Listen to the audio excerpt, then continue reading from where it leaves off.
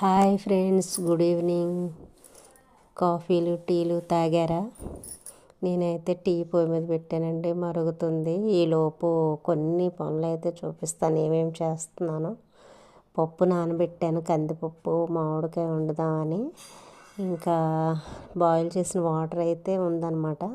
శుభ్రంగా బాటిల్స్ కడిగేసి వాటిలో వాటర్ ఫిల్ చేస్తున్నాను.